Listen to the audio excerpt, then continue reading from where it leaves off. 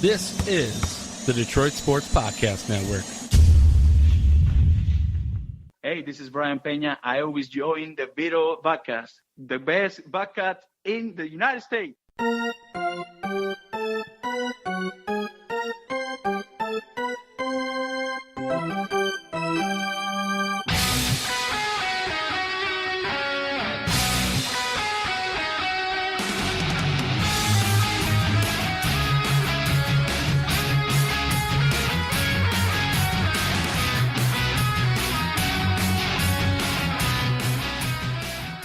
And welcome to the latest, the freshest edition of Tigers Talk with Chirco and Company. I am your host, Vito Geronimo Chirco, alongside not John Macaroon, but my brother, mi hermano Dominic Chirco, this week for a post-Christmas and Happy New Year edition of the podcast.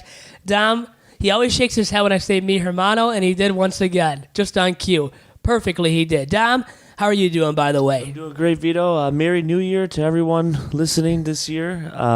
2019 starting off with a splash. There we go. Wow.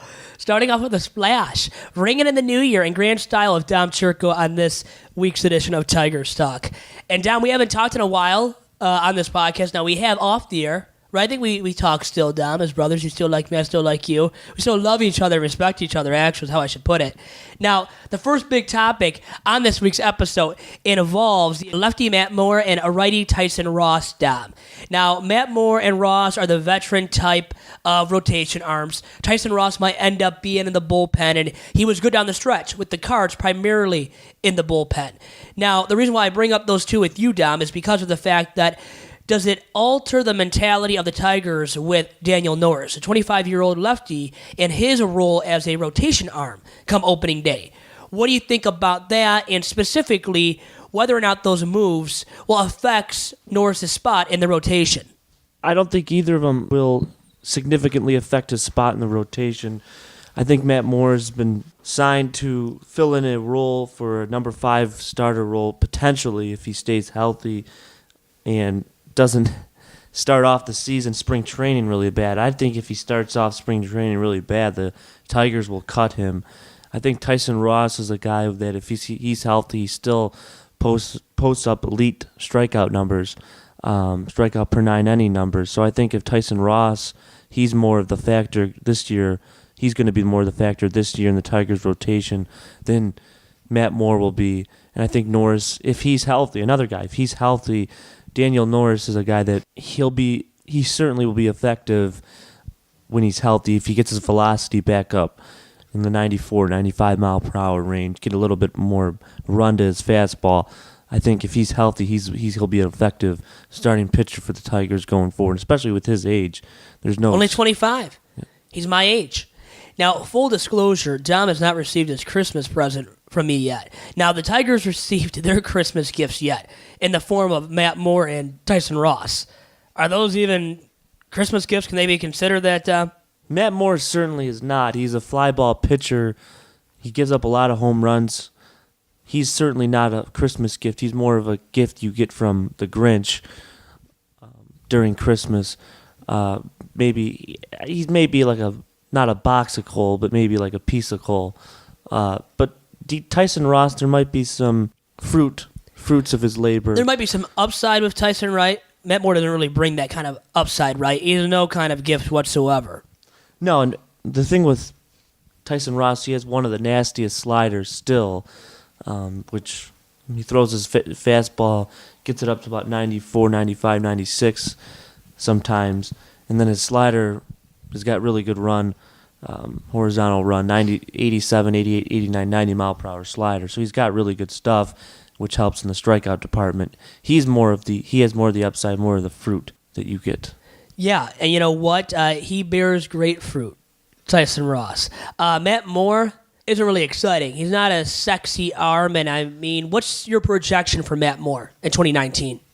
Well, he had wrist issues with the Rays, so his velocity, and if you watch his delivery, he uses his wrist. So Matt Moore's release point is contingent on his wrist being healthy, and I think he hasn't had a healthy wrist ever since he had the surgery.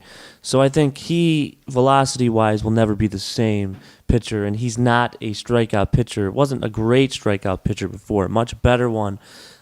He had the deception, but now the deception is not there anymore because his velocity is not there. So it's hard for him to hide the ball. He's got to do a better job of hiding the ball. Maybe if he gets back to the great year he had with the Rays a couple years back, if he gets back to that, he can be something, but he hasn't shown it, and it didn't help that Texas had him playing in that ballpark. And I think in 2013 was his last year, relevant year with the Rays, too. Tyson Ross was like 2015. So it's been a while for these two guys. Well, you're banking on surprising, being better than what they've been in recent memory. Yeah, and another thing, too, is Ross can probably eat you innings. Matt Moore really can't do that. He's not that pitcher anymore at all. So Matt Moore doesn't bring anything. He doesn't really This signing is a scrappy for Alavila and company. I don't think that was a really bad signing. I think he's much worse than Liriano. I think Tyson Ross is, like I said, still has the upside. And the beauty of Ross is you can put him in your bullpen because he's got some prolific strikeout stuff. His slider is still really good. He's got horizontal and vertical break on that slider, and he throws it to by 89 to 90 miles per hour. Matt Moore doesn't have anything. Like I said, the thing that Matt Moore's got to try to get back to is deception on his fastball. He did a good job of hiding his fastball. It did help that, like I said, his velocity was higher. But so what's the best ERA and FIP possible for Matt Moore in 2019? 4.5 plus? I could see him, I would say the best possible for him is like 4.25. Yeah, that's best case scenario by far. But realistically, what's your realistic projection now? So I think he'll be. I honestly don't know if he'll make the team out of spring training if he's really bad. So who are the better now starting arms, right, for the Tigers? You have to consider that when you're talking about whether or not Matt Moore makes the rotation come opening day, which I think if he makes the big league club come opening day, he will make the rotation come opening day. So you have all these guys to consider then. Spencer Turnbull, right? Daniel Norris, Michael Fulmer, Jordan Zimmerman, Tyson Ross potentially. I mean, who else do we have, you think, to factor into the equation that could, bump Matt Moore from the rotation? Yeah, I think you could have a situation where Turnbull, last year he ended the year.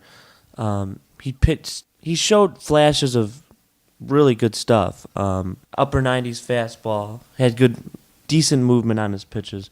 I think Turnbull's a guy. Obviously, if you want to put a lefty in there, there's not a lot of choices in that department, the left-handed pitcher department. But I think if he's really bad in spring training, you're going to give the advantage to a younger arm, who is obviously Turnbull will be pre-arbitration, and then arbitration eligible. It only makes sense for a team like that because the thing the Tigers would have to do is they had to bank on Moore being really good so they can flip him this offseason. Because they're not.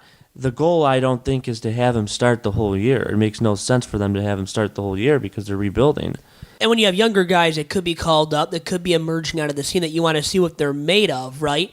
Rather than Matt Moore. Matt Moore, the purpose of him being on the roster is to be flipped. Yeah, so he could be irrelevant and not even be flipped because nobody will be wanting to take him off the Tigers' books, off the Tigers' hands. I could see that happening very easily with Matt Moore. Where Tyson Ross, I think there's a better case. There is a much better case with his upside to be flipped come that non-waiver trade deadline on July 31. I mean, you could be better than Matt Moore, Dom, if you put on a Tigers uni in 2019 maybe. You can throw 80. At least you have said that, I believe, in the past. So let's move on to some more exciting news and notes now, not regarding the Tigers per se here, but regarding Major League Baseball as a whole. And the sexiest, biggest prized, free agent or biggest prize of all the free agents out there currently, I think you would have to say is Bryce Harper. Now, Manny Machado's right up there. And you could argue Bryce Harper's 1A, Manny Machado's 1B.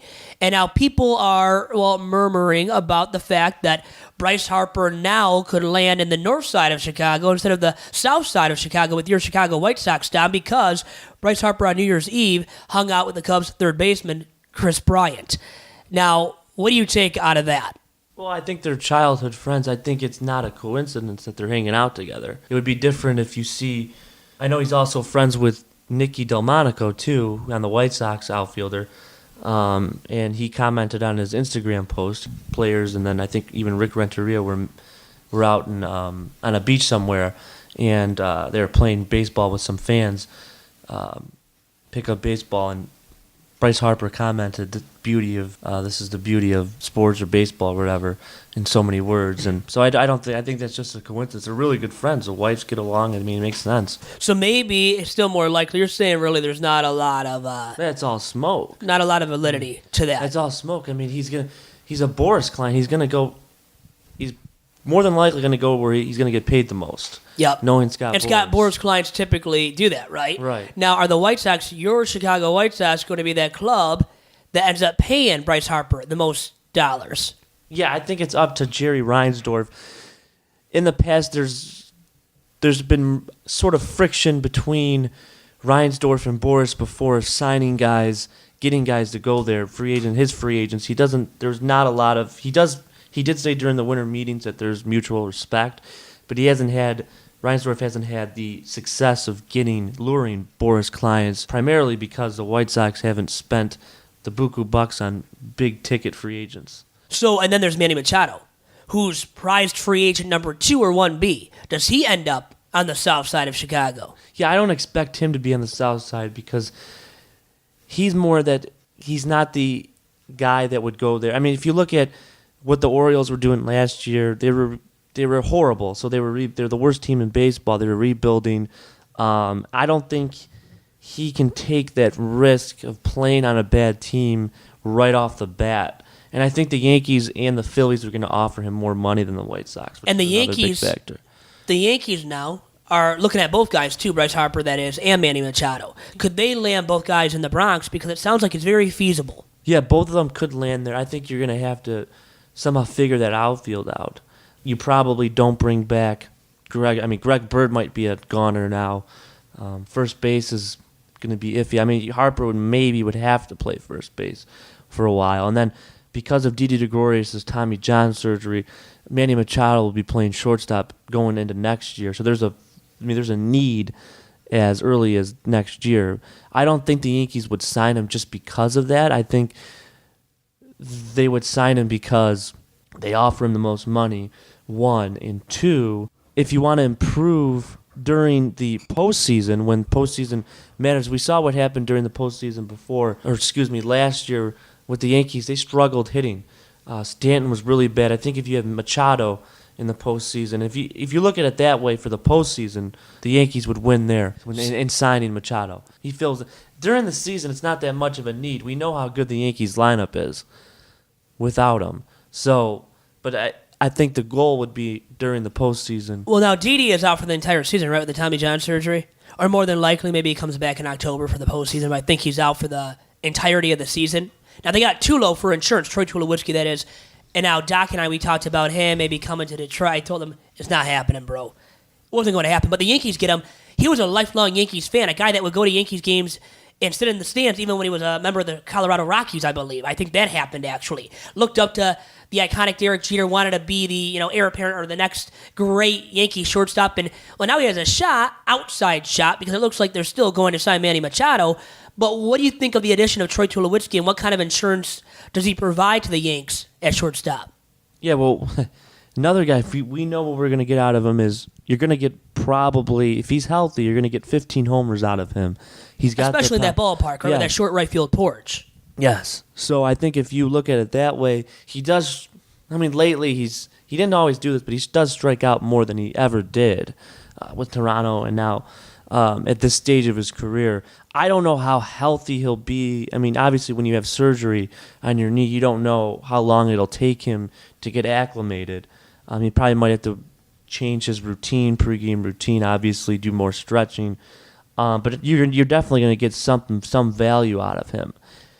Well, the thing is, can he still be healthy? And that's $1 million question, or how much money the Yankees are paying him right now. And he was available on the cheap. So he's a bargain right now, and a bargain guy that could hit for 15 home runs, let's say. So if he does that, well, they're getting good value for a guy that's making pennies, right? Truly making pennies right now. And speaking of that, transitioning... Go on, Dom. Sorry. Yes, Dom. Is the defense aspect of it because of his legs being slow. Well, I don't know if he'll have that first step he had before. I think the Yankees would have to consider DHing him. Well, you brought up Bryce Harper going to first base for the time being, if he signs with the Bronx Bombers. Now, he's been an outfielder his whole entire career, and a decent, at least, outfielder defensively. Manny Machado's not the best defender. Troy Tulowitzki isn't the best defender. So they're taking on some guys that really are all offense. Now, Harper's the best defender of those three at this point, right? Troy Tulowitzki used to be solid defensively, but with the age and the injuries, they've caught up to him, and now he probably isn't the most fleet of foot. Right, but if we're talking about making simple plays, I mean, having great defense is exaggerated if you can hit. I mean, we talk about Manny Machado. Yeah, he doesn't have the best range, but his arm makes up for 70% of the plays, the close plays at first base, because his arm, he's got a great arm. He throws about 90 miles per hour, and Tulowitzki as well. Tulo's obviously the more of the concern defensively than Machado, because Tulowitzki's older and has more wear and tear on his body at this point. Tulo might not be able to field at all, right? No matter where he's playing, truly. So we talked about the White Sox looking at Machado, looking at Bryce Harper. They might not land either, Dom. Sorry about that. How does that make you feel, truly, though? I mean, they're in a good spot anyway. I think the rebuilding is going relatively smoothly. We have guys that are poised for bounce-back years. Lucas Giolito and Yoan Moncada. If you look at it in hindsight, the White Sox would be not better off, but they would be in still a really good spot in their division. They'd have up-and-comers that are poised for bounce-back seasons. Lucas Giolito had one of the worst ERAs, if not the worst ERAs in baseball. Yoan Moncada struck out a ton last year. Both those guys are poised for bounce-back seasons this year. And I think also if you look at a couple arms coming up, Dylan Cease is coming up, storming through the system relatively fast. He should be up this year at some point. Eloy Jimenez is another guy. Luis Robert, another guy.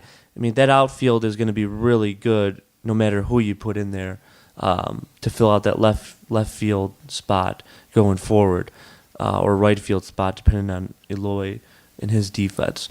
But from a position, and then they got guys that they drafted this year, Nick Madrigal, their first-round pick. Little guy, about as tall as you. Or are you taller, Dom? Close call. Yeah, we're about the same height. Very good bat control. Hit for high average. He didn't strike out for, I forgot how many at bats in the minors with the White Sox, but he didn't strike out for a while there. Really good, like I said, really good bat control. I think the White Sox are in a really good spot, even if they don't land Harper or Machado. Signing one of them or both of them would expedite the process of rebuilding.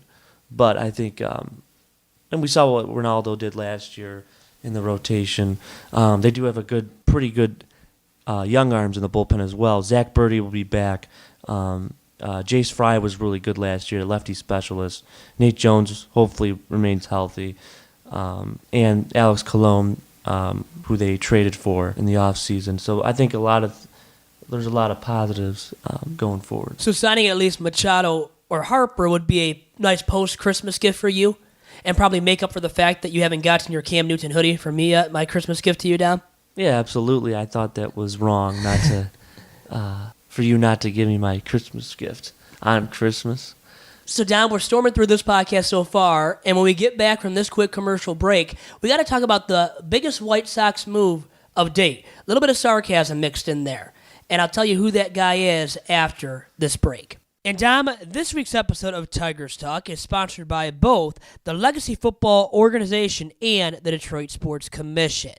And to our newest sponsor first, in Legacy Football, which was founded in 2009 and is a premier off-season development program in the state of Michigan, in the entire Midwest, and in the entire U.S. of A. It provides unique platforms for student athletes on and off the football field through community service, social awareness, education, and football.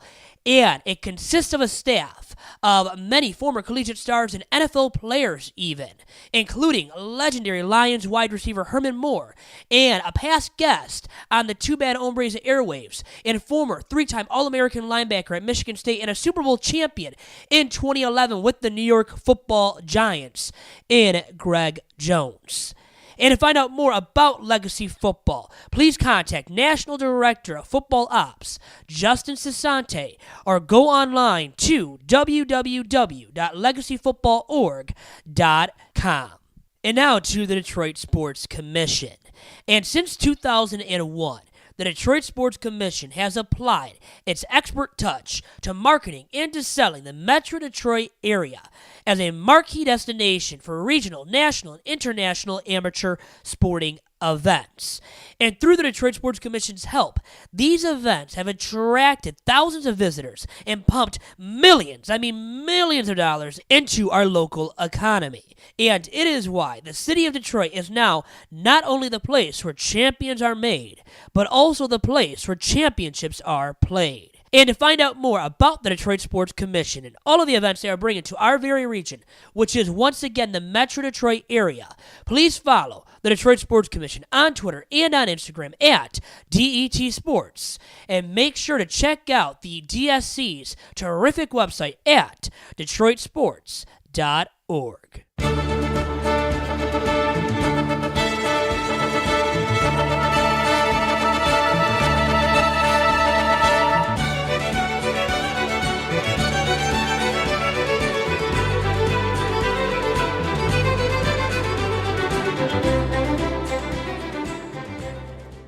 And I'm back here on Tigers Talk with Chirco and Company, and I sagged before the commercial break about the White Sox's biggest offseason pickup up to date, and it is former Tigers catcher, starting catcher to James McCann, the McCannon. Well, I'm joking a little bit, being sarcastic here, but the Tigers, let him move on from their organization this offseason, a guy that put up negative .5 WAR, according to BaseballReference.com, and that's why when I said a little bit of sarcasm mixed in there when I said the biggest White Sox acquisition to date, well, really a lot of sarcasm, as truly a backup catcher, Dom, at best at this point in his career, unless he really surprises. And what do you expect from him in a White Sox uni in 2019 on a one-year deal with your Chi Sox? Yeah, so if he doesn't get... The White Sox already have two catchers in Kevin Smith and Wellington Castillo.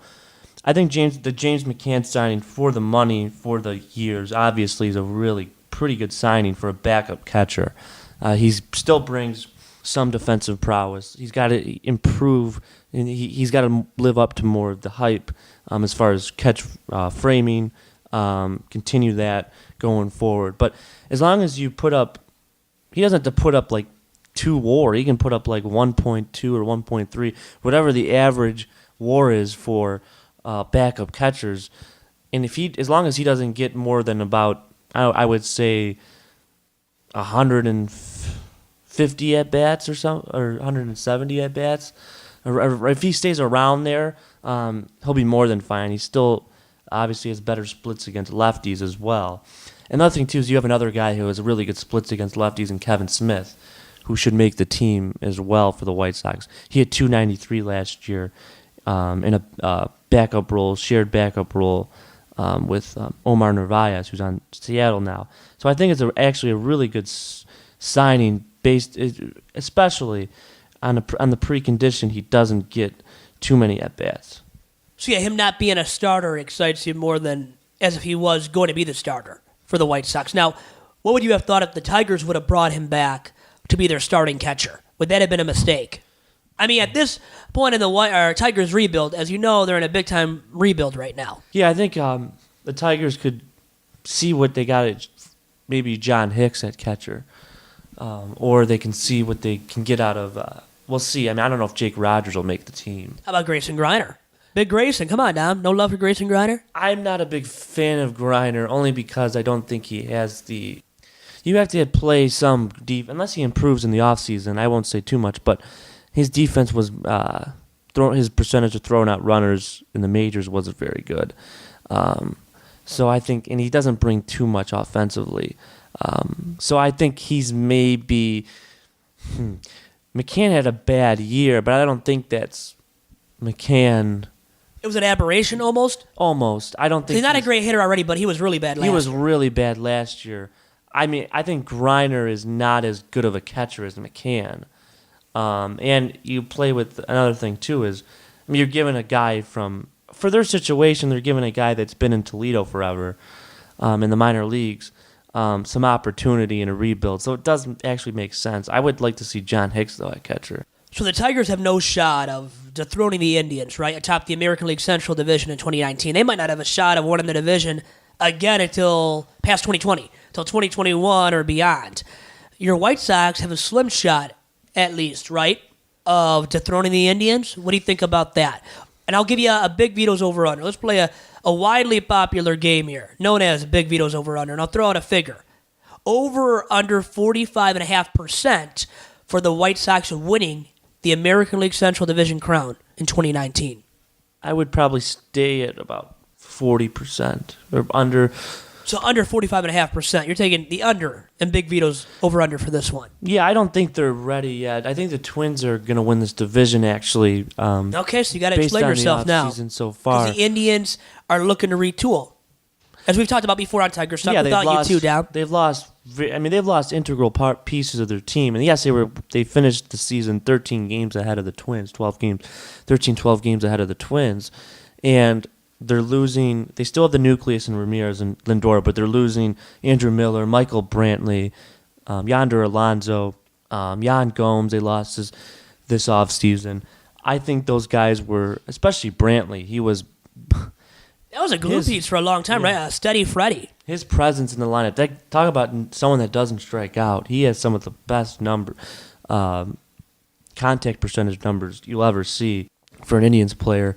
And I think if you look at the whole picture, I think the Twins, they underperformed last year, but if they get Miguel Sano's mind right, if they get Byron Buxton to play well, who were so important to them during their wild card run, and they don't have Dozier anymore. But this is a team that's building off of that year more so than this last year, and they're gonna get arms back in the rotation. Pineda's coming back. They also signed Jonathan Scope, who is going to be a bargain. You like him as a comeback, player of the year candidate, right? In the American League too. He can hit 40 home runs. He's that good, especially in playing the Yankees, playing the White Sox, playing some weak ball clubs too. Right. So I think if you look at the Twins, they could feast on pretty much the Twins can feast on, and the Indians can feast on the bottom half of the division, and I think that'll help them. The only advantage the Indians have right now is their starting arms, their depth so far. They have Trevor Bauer and Corey Kluber right now on the team, and if based on reports of interest between the Reds and the Dodgers, if one of those guys goes, I think that bolsters the case for the Twins. If the Reds or Dodgers, it sounds like, are willing to give up enough for one of those two guys, for one of those two ace-caliber arms, it seems like, really does seem and sound like the Indians will deal one of those two guys for sure. Kluber and Bauer aren't going to both be on the Indians' opening day roster, it sounds like at this point down. Yeah, I don't think, if one of those guys, and if you look at that, means I would even say the rotation at that point with Barrios, he'll go into his age 25 season. He might have a Cy Young caliber season. Jake Odorizzi, who was not good to start off, got better later in the year. You get Pineda back. You add someone who had, the offense has improved markedly. They didn't really have any right-handed presence. C.J. Cron, another underrated signing this offseason. And now with no Joe Mauer. They're from waivers, yes. The legendary former Twins catcher, first baseman in recent memory, retires after a ton of years and spending his whole entire big league career with the Minnesota Twins. From St. Paul, right? St. Paul, Minnesota, I believe he's from. So the hometown kid, great career with the Twinkies. He is gone from the Twins. How did they replace his production, too? And he wasn't great in 2018, but still a decent veteran presence for the Twinkies. And the guy we're missing out of all, they just signed him, is Nelson Cruz. They didn't really have right-handed batters, and they already had guys. We'll see. They still have Morrison. I don't think they sign him now. Potentially they lose him in free agency, but they have enough left-handed batters now. They have Rosario and Kepler, who can provide good seasons out of them, 20 homer seasons respectively, if not both. And obviously Nelly Cruz, he can we know what he can do. He had a good year last year. Even at his age, he's already he'll be 39 this year. So, but it was still a good signing. C.J. Cron had his best OPS of his career last year. This is a lineup that's improving. The rotation, you get Barrios as your ace and Pineda coming back. We'll see about what they can get out of Addison Reed if they have him close. Former White Sox great. Mm-hmm. So the Twins are due for a turnaround. Oh, yeah. I would expect them. That division is going to be really, really close next year. We know we've seen it before with the Red Sox. They were last and then winning the World Series. This is not something that is odd anymore, where you see teams bounce back and win the division after having really bad seasons. So are you picking the Twinkies, by the way, to win the Central Division? I would pick the Twins, yeah. So what's your pecking order? Give me your order of teams in the American League Central Division as you see it right now. The Twins win the division. I think the Indians finish second, and I think the White Sox finish third, the Tigers finish fourth, and the Royals finish fifth. So really, I think, too, the top three teams are definitively the top three teams. Now, it might be the Indians winning the division, but Twins are number 2, White Sox number 3, and the Tigers and Royals are like way behind those top three teams in the Central Division. Do you agree with that, Dom? Yeah, the Royals aren't even close. They're best. I mean, and they're worse off, Dom, in terms of rebuilding wise, right? They're worse off than the Tigers, and we think the Tigers are bad and have a long time of rebuilding still. Yeah, they have a long, long road to go. The Royals do. They didn't have the arms. They did have a good draft the last June draft. They did have a good draft. We'll see where they go. But I think if you look at their lineup, they don't have any really big pieces in there. We'll see. I do like Billy Hamilton in that lineup. A lot of speed, in that outfield. Yeah. They're all speedy dudes. They can't hit. Well, they get on base, though, to be able to steal bases. Speed. We talk about their speed even in the infield, too. Mondesi, Merrifield, and then Brian Goodwin, the right fielder. They all have a ton of speed. Again, this is a rotation that I think could be a little better, but... and Duffy should be better at least, right? He's due for a rebound season. Yeah, Duffy can be better. Kennedy might be on his last leg. Jake Junis had a good year. Brad Keller and Eric Skoglund are two of the younger guys that round out their rotation. But I don't think... And they did get Brett Phillips in that Moustakas trade last year. He'll be up, too. They had a ton of speed, like you said. Any way you slice it, so my top 5 right now, so I heard your top 5, Dom, and everybody wants to hear my top 5 now in the American League Central Division come 2019. No, for this season, it is 2019 now. And I have the Indians still at number 1. Twinkies I'll put at number 2. Your White Sox at 3. Tigers I got to put at 4 just by default because the Royals are going to be so clear-cut bad. And one of the worst teams in all of baseball. The Tigers might not be too far behind the Royals, but I think the Tigers still finish ahead of the KC Royals this season. So I guess you've kind of already answered my question. Who has the best shot of dethroning the Indians? You believe it's the Twins, not your White Sox. Yeah, I think the Twins do. Yes, I think they do. I think if you look at the problem with the Twins now is they don't really have... Now it's the opposite of last year. Left-handed presence, a really good left-handed presence in the middle of the order. And we'll see what they can get out of their shortstop spot with Polanco. We'll see if he makes the team. I know he did get suspended last year with PED. Nick Gordon couldn't make the team out of spring training, which we could see. But I don't know now. I think... And also, they're going to lose Cody Allen to the Indians. So if you look at their bullpen and their rotation, it's not... Obviously, the Carrasco signing was really good. And you round that out with Clevenger and Bieber. But let's say Clevenger and Shane Bieber are relatively... Jay Beeb's brother? Not quite. They probably had years that they'll never have again, especially Bieber. Yeah, Justin Bieber, I don't think is an effective starting arm. So if they have years where they're if they have years more relative to the mean, maybe average, below average years, that rotation, that back end is not very good.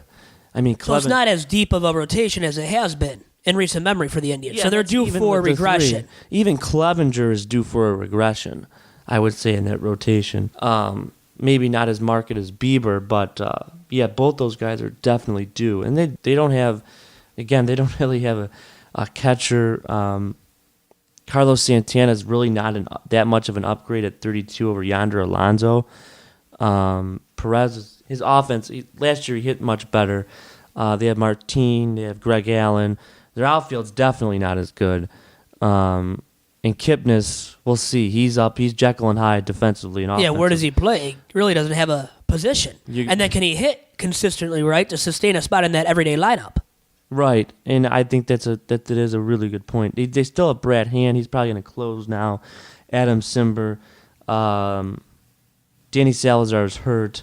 Bobby Bradley is the big guy coming up through that system as well. Their third-round pick in 2014, who's ranked highly in the organization, like third.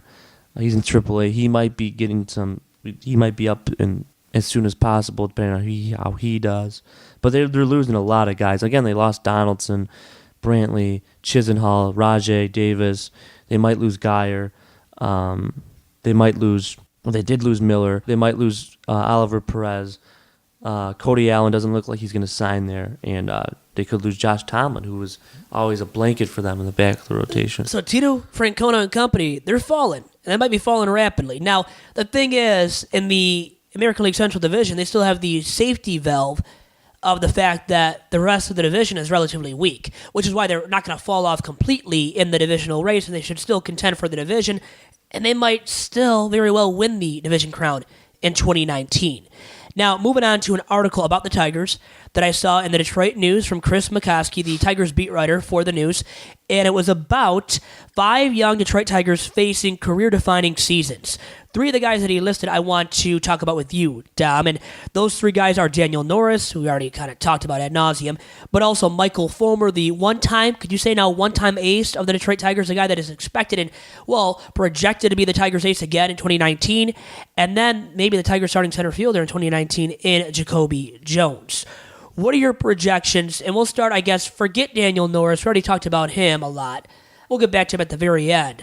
But Michael Fulmer, Dom, what is your 2019 projection for the right-handed ace of the Tigers? I expect him to bounce back this year. And another thing with Fulmer, you have to mention he was hurt. He did have issues with he had injury issues going into the year, and then during the season, Fulmer did. So I think he'll bounce back this year, obviously.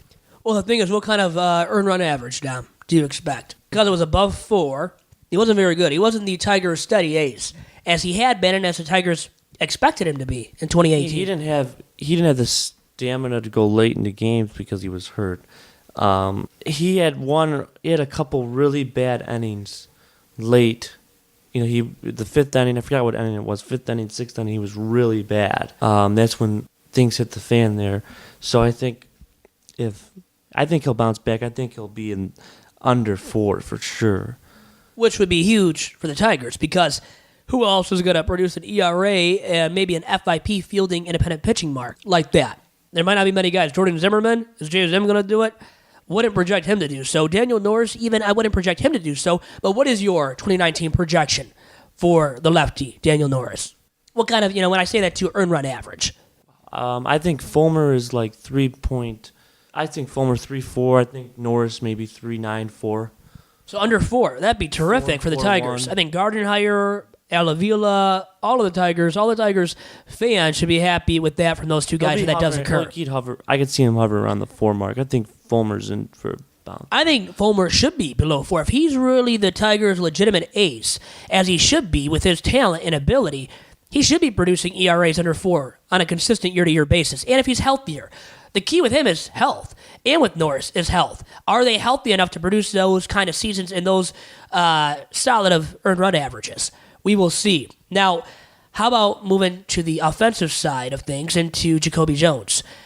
Very hard to project what this guy will do because he couldn't hit really to save his life this past season. Had about a good 2-week stretch, maybe a couple of times during the season, but nothing consistently did he put together offensively. What do you expect from him in 2019 in terms of a batting average and then an OPS down? Because I think the OPS for me, I'll just say this right now, I think clear cut, it's going to be below 700. He's not a good player. Okay, he's not a good Major League Baseball player. We can already put that out. But defensively, how about his WAR because of his defense in the outfield, Dom? Any love for that? No, there's no love for that. You got to hit at least freaking 230, 240. in the majors, and in this age, you got to hit at least 230, 240. He can't even hit 230, 240. He wouldn't be on many other Major League Baseball teams starting. So I'll just say that.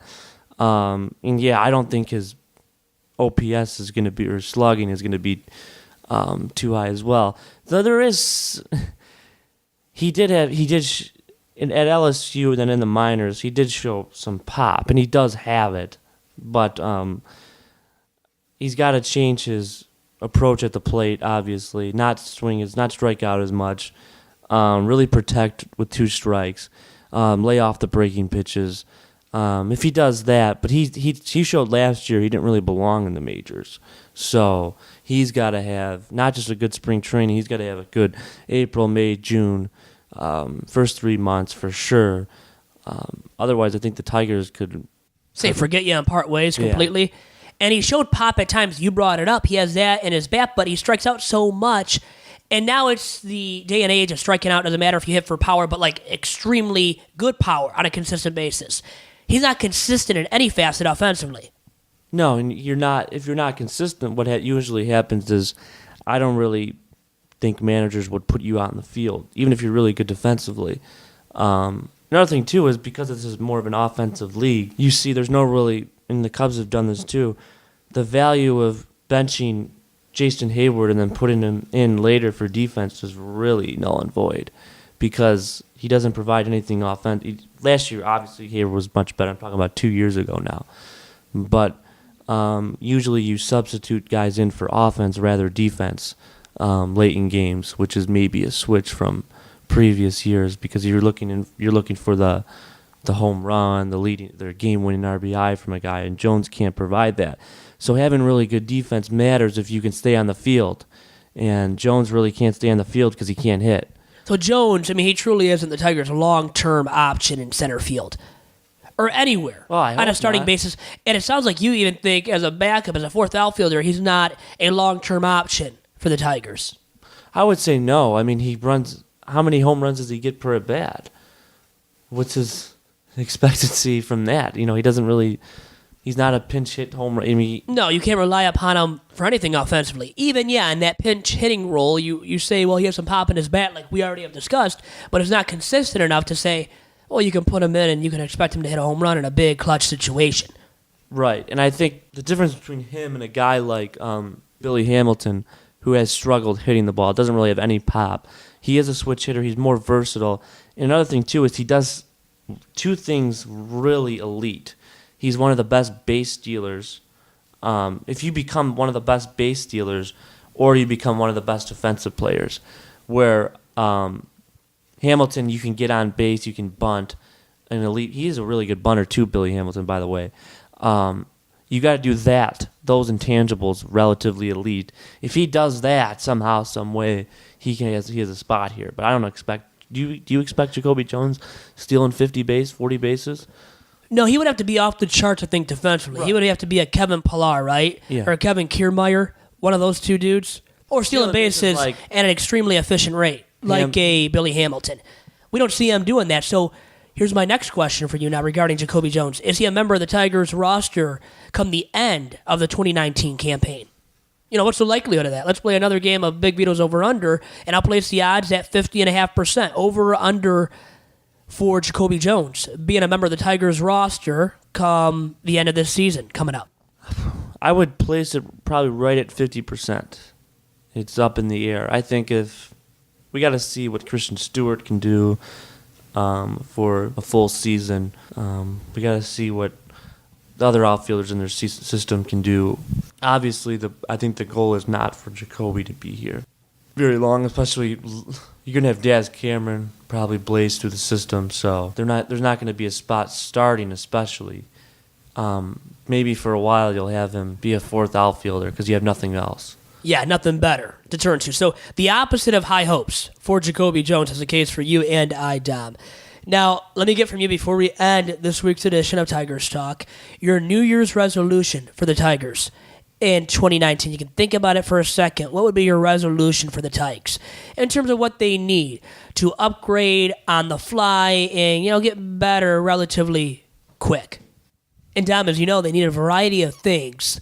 For me, when I look at it, I would say that they need that extremely potent middle of the order bat. They really could use that or a leadoff guy. I think one of the two, and I would like to see both. That would be my New Year's resolution. But I think they really, even maybe more than the middle of the order potent bat, who I would love to have as the sexier of the two, is the leadoff bat. I would go with that and prioritize that first because they don't have anybody that gets on base consistently at the top of their lineup to turn to right now. No, I think you're wrong there. I think you have to prioritize your starting rotation when you're rebuilding. You got to have guys that are able to give you innings, first of all, and have guys with a ton of upside. Obviously, you want guys to stay the course like Jamer Candelario and other guys as well. But I think it is important to have a guy that you spent a lot of resources and value on, especially your first overall pick, Casey Mize, along with him, somehow getting him into the rotation this year. Michael Fulmer, Daniel Norris, they both need to bounce back. Maybe another arm helps your Bill Burrows or Spencer Turnbull comes up and does wondrous things in the rotation. I think you need to build. Your foundation starts with your pitching, and that's for any baseball team, but especially a team that's rebuilding. You need to be at least in the top half of your league. ERA and pretty much all of the pitching categories. That's just something you should strive for going forward. I think the lineup thing is something where you get guys at bats. Yeah, that is a helpful part of it, but you don't need a middle of the order guy right now. Okay, is Casey Mize up by midseason? Oh yeah, I think he is up by midseason. He showed tremendous poise in the brief stint he had last year in the minors, and then he had the great year with Auburn. Prior to that, I think he is ready. He's an older pitcher, age-wise. He throws upper 90s fastball. He has a screwballish-esque, they say, split changeup as well. This is really a devastating changeup, they say. Stuff-wise is there. He's got to build his stamina up, make it more aligned with going every fifth day, which he did at Auburn, but do it more consistently, obviously playing a full season. I don't expect him, obviously, for contractual reasons, to give him the start on opening day, but coming up midseason, I think he'll be up midseason. Now, the biggest, most important question I'll leave you with here, Dom. Will you be attending a Tigers-White Sox game this season at Comerica Park? Yeah, I might attend. I would say yes, and I'd probably attend a game at U.S. Cellular as well. Okay, you're going with who? Will you bring me with you for that trip to the south side of Chicago? Do you want to come? Would like to come. Would you invite me?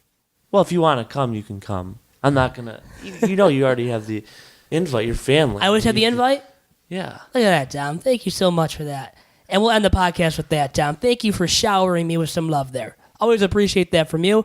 I appreciate all of you guys out there for tuning into this post-Christmas and New Year's Day edition of Tigers Talk. And I'll be back in studio for next week's episode with the doc. John Charles Matt Goroon from Doc and Jock, and tune into that edition of the pod, and I'll talk to you guys then. Have a great day, and adios.